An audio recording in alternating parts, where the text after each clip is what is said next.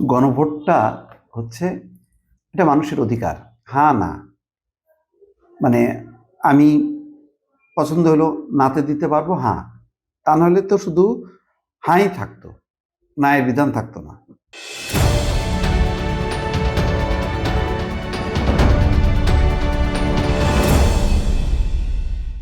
যে কোনো ভোটের পক্ষ বিপক্ষ থাকবেই, এটা মানুষের একটা অধিকার। কিন্তু নাহিদ ইসলাম বলছেন নায়ের পক্ষে গেলে ভোটে জিততে পারবেন না, কোন ভোটে জিততে পারবেন না। মানে একই সাথে তো সেই জাতীয় সংসদ নির্বাচন আছে, সেখানে জিততে পারবেন না। মানে এটা কি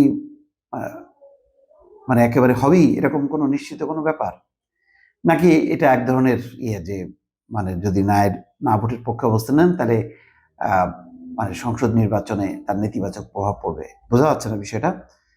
আর একটু পরিষ্কার হলে বুঝতে পারতাম। এটা হচ্ছে আসন্ন গণভোটে হায়ের পক্ষে প্রচারে ভোটের গাড়ি উদ্বোধনে এই সতর্ক বার্তা দিচ্ছে নাহিদ ইসলাম। এখানে একটা উল্লেখযোগ্য ব্যাপার হচ্ছে, আগে নাহিদ ইসলাম দেখেন জামাতকেও কিন্তু তুলোধনা করত, সমালোচনা করত।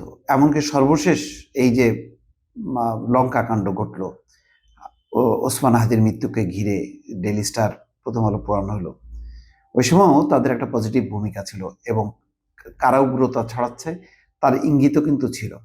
এমনকি সংস্কার নিয়েও তাদের কথা ছিল যে মুখোশ পরে তারা আসলে সংস্কারের বিরোধিতা করছে। জামাতের অনেক সমালোচনা করেছেন নাহিদ ইসলাম। এখন কিন্তু শুধুই আকারে, ইঙ্গিতে, নামে বেনামে হচ্ছে বন্দুকটা বিএনপির দিকে তাক। এটাই হচ্ছে জামাতের সফলতা, হলো এটাই যে এনসিপি আর জামাতের সমালোচনা করবে না, এনসিপি সমালোচনা করবে বিএনপি।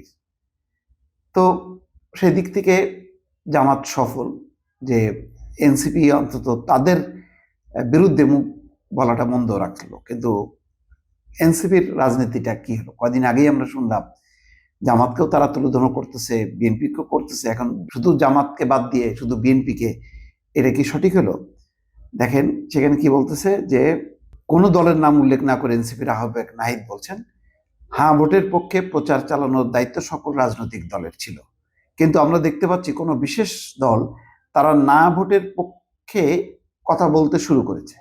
তারা ইনি বিনিয়ে না ভোটের পক্ষে মানুষ যাতে ভোট দেয় সেই প্রচারণার চেষ্টা করছে।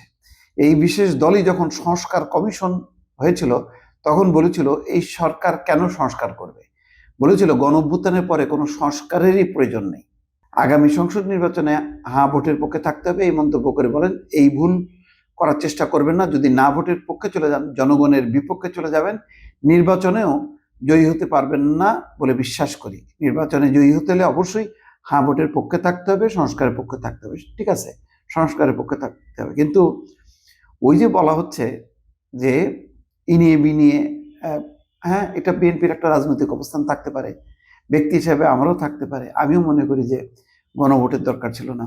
কিন্তু ওই যে বলছে এই বিশেষ দল সংস্কার কমিশন, সংস্কার কমিশন প্রত্যেকটা মিটিংয়ে গেছে। তারা কেন গেছে?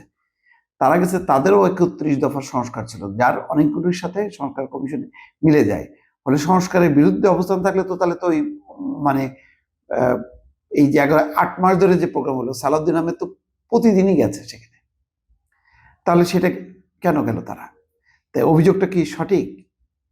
সঠিক হলো নাহিদ ইসলাম কি জামাতকে লক্ষ্য করে বলেনি যে তারা আসলে সংস্কার চায় না, মুখোশ পরে তারা এসে অভিনয় করছে বা এরকম কথাবার্তা আছে, সেই রেকর্ডে আছে, ইউটিউবে আছে, তাদের বক্তব্য বিবৃতিতে পরিষ্কার। কিন্তু ওই যে এখন ভোটের স্বার্থে এখন তারা বন্দুকের নলটা মানে বিএনপির দিক থেকে ঘোরায় এখন চলে গেছে, এখন তাক করছে হচ্ছে বিএনপিকে। এটা হচ্ছে একটা স্ববিরোধী রাজনীতির একটা প্রতিফলন।